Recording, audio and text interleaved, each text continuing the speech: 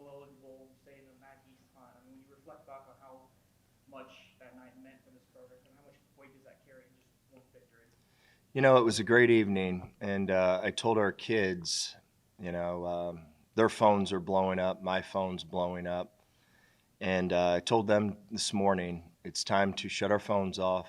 It's time to, um, those all those great moments that we had. We can talk about them in the off season. We can talk about them in the spring, um, and the goals and everything that we need to improve on. But is I'm really happy for our kids. I'm really happy for our program. I'm happy for BG. Happy for all the alum, the former players.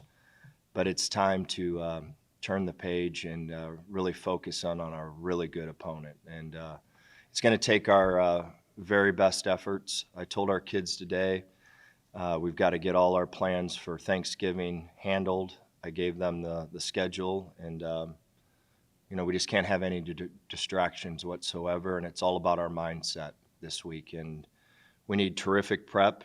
It's our last Tuesday, Wednesday practice in a regular season together.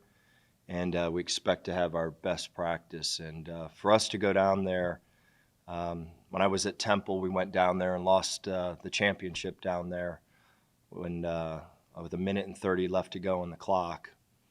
And I just know how hard it is whenever they're good to go down there and play. And it's going to take 100% focus. It's going to take our best efforts in all three phases. And we got to go out there and let it rip and see what happens. But this is a very, very well-coached football team. The defensive coordinator we are familiar with because he was at Miami. He's excellent. And the head coach has been around Frank forever. He knows how to win. He knows how to build a program. And it's going to take just a tremendous effort of 71 guys or 70 guys, whatever we're allowed to travel, to go down there and be locked in on doing our jobs. Offensively, it seemed like the explosive plays were there and they opened up. But what kind of sparked that? I mean, obviously, Kent State, you guys had trouble getting down the field. I mean, those big plays, but against Toledo, you guys were able to open it up and have some big chunk plays. What kind of led to that in your eyes? Um, just like I said, we'll talk about all those cool explosion plays and all that others. There's times that you get defensive looks that you're able to make explosive plays, and there's times that you don't, and you have to settle to throw the ball underneath. So, I wish that we could throw bombs every single play, but there's times that you don't get the looks to throw bombs. Um, so explosion plays are all built on there's a bunch of different ways to have explosion plays. Throwing the ball underneath and having a guy run a shallow cross and he breaks a tackle. So, you're always trying to do what the defense gives you, to make a long story short. I'm not going to reword it. I guess coming off the Kent State performance offensively for McDonald and OJ and everyone really to bounce back in that way. Obviously, McDonald and Matt and OJ had career nights. I mean, in your eyes, kind of how does that, how do you view that, I guess, with them bouncing back from the Kent State game and performing the way they did in Toledo? Yeah, and just like I said, when our kids come up here, they're not going to talk about Kent State. We're not talking about Toledo. We've got locked in. I want to talk all about OU, to be honest with you. It's to sit here and say what should have, could have happened at Kent State, what happened right at Toledo, what didn't happen right at Toledo, it doesn't matter. And we need to refocus our kids, our coaches into one thing, and that's 100% focus on OU, because it's going to take that type of mentality and effort to go down and play a really good football team. I love how they play. They're tough. They run to the football. They make plays. They got a great running back. They can throw the football. And if you're not locked in and you're worried about all the other stuff that happened 2 weeks ago, 36 hours ago,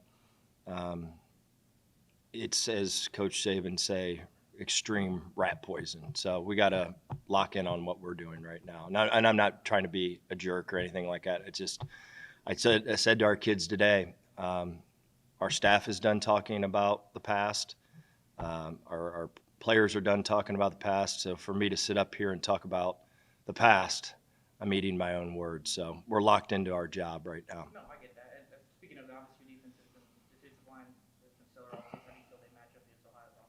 Yeah, the our defensive line is the strength of our football team, as we all know. They're pretty good, and they got to play great, and it all starts up front. We got to play great with our offensive line, our defensive line, because I think they're both really, really good. They're well coached and tough, and we're just really, really fired up for the opportunity to play. Not only they're good, you can see on tape they're a first class organization. You can. I mean, there's zero bickering back and forth. I've got great respect for Coach Solich and how he built that program, and his counterpart is doing the same exact thing. They are first class. They play hard, and I'm really excited. I just want to go down there and play our best and see what happens. Targeted more in the past few weeks. How important is his success to find it for Bowling Green to win at OU? Yeah, and again, it's I've been a part of really good wide receiver rooms, and there was opportunities for OJ this week. It could be opportunities for CJ Broden. That's how the game goes. I mean, not to talk about the past, but in the Western Michigan game, CJ Lewis could have had even as explosive a game as OJ did, and we just didn't execute. We didn't protect. We didn't do this. We didn't do that. And Tyrone Broden and OJ, they're all, and Austin, they're all really good players, and we got two really good tight ends. And that's the cool thing about the game. You don't know who they're going to take away. You don't know who they're going to double. You don't know this. So I'm glad that we have other wide receivers besides OJ. Now, to take away from what OJ did, absolutely not. But how about if we go down to OU and they double him? Someone's got to step up. Tyrone Broden's got to step up. CJ Lewis has got to step up. Austin Osborne. That's why you can't get worried about the noise of what's out there and all that other stuff. You got to focus on your job, locked in, and and OJ would tell you the same thing. I mean, that's football. He had great opportunities a couple of days ago or whenever that was, but I just know that your mind's got to be right, because you never know in this game when it's going to be your turn to have an explosive evening. How does OJ kind of continue this performance going forward, or continue to get open and find success in the final regular season game? It all depends on how the defense plays them. I wish I could. I wish I could take what are those? You ever seen those black balls that you shake when you were a kid and says maybe? I think so. I don't know how they're going to play, and that's why we've recruited a lot of playmakers, and that's why we have a comprehensive offense that can adapt and adjust to whatever a defense gives us. Do we always execute it the right way? No, we don't. But we're in a position that if they do this to OJ, we've got other guys that can make a lot of plays, and we're extremely confident. Matt's confident. And to be quite honest with you, why Matt struggled here at the beginning of this, we didn't have a very good offensive line. We had one guy maybe that can make a play, and he forced the ball to him. Now he's got guys that can all make plays, and we're just going to go from 1 to 2 to 3 and hit our first open guy in the progression. And if it's OJ, great. If it's CJ Lewis, great. If it's Broden, great. And if it's Simsey, great. If it's Harold, great. If it's the backside of the backfield, great. But we're not going to get all wrapped up into one guy's success. That's not who we are. We'll never be that way. Am I glad all those guys are on our team? You're damn right I am. But we're not going to go down that path. We're a team.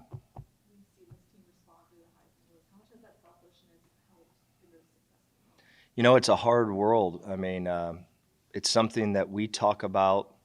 I think I talk about unselfishness every single day. We're living in a world that wants instant gratification. We're living in a world that there's so much outside noise to these kids. I mean, I thank God every single day that I grew up without a cell phone.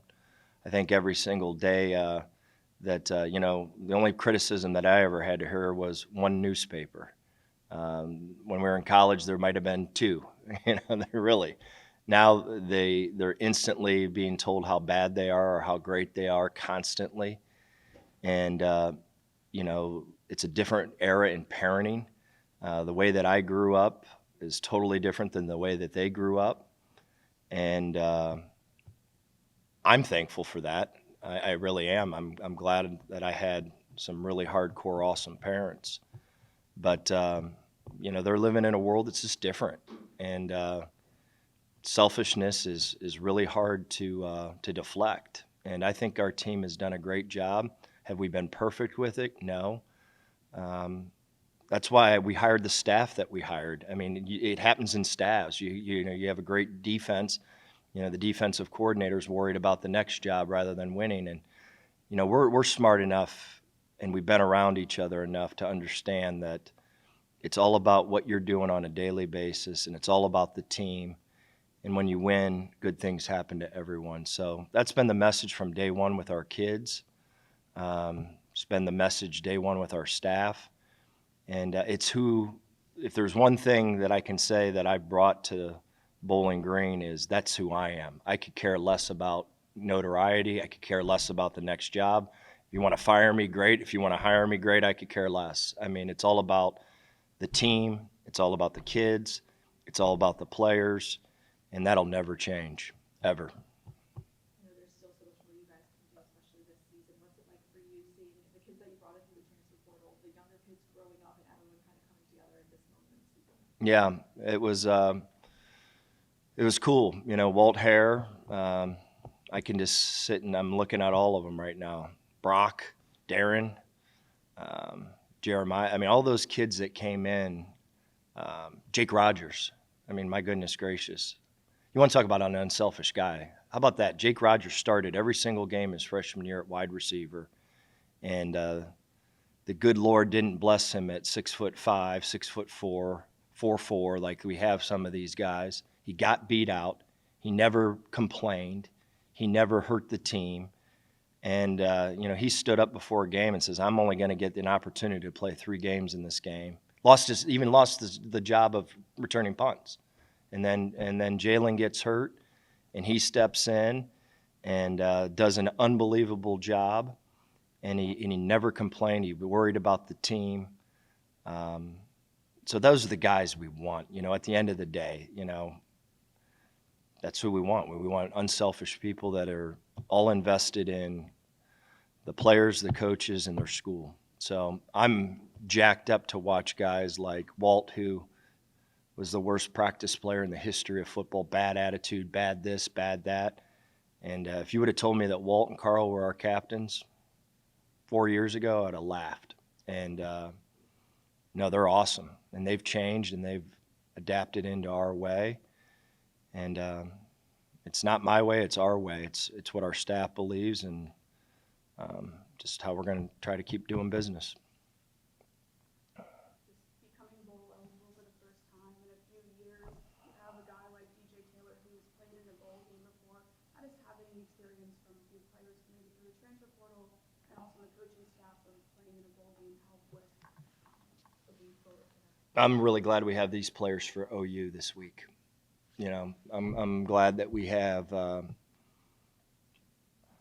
some really good dudes that I know will prepare really hard, and we're worried about OU, and we just want to have the best Tuesday, Wednesday, Thursday, that's MAC week. I know when I say that, you guys look at me like I'm on drugs, but we want to have a really good Tuesday practice tomorrow, and just like I said, I'm trying to be my best here, but it's all about OU. It's all about OU because, they're too good to be distracted. They're way too good, too well coached.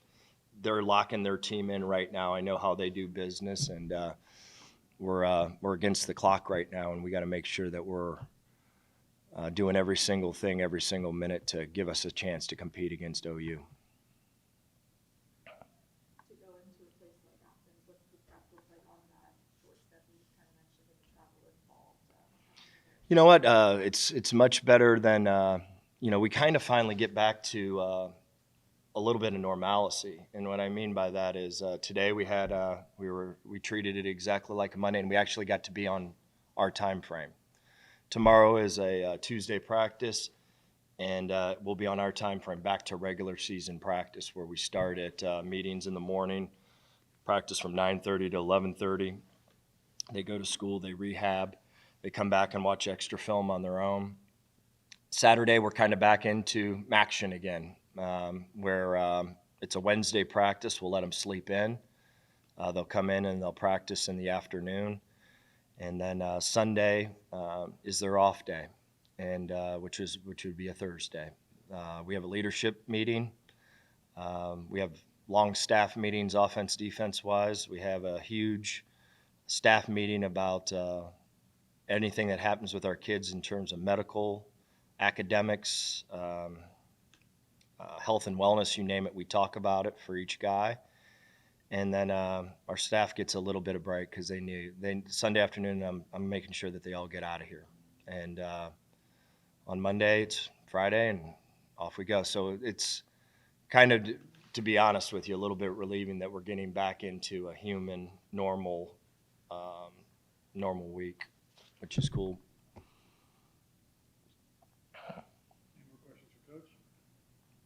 And again, I don't mean to be snobby and short about bowl games and Toledo and all that, Kent.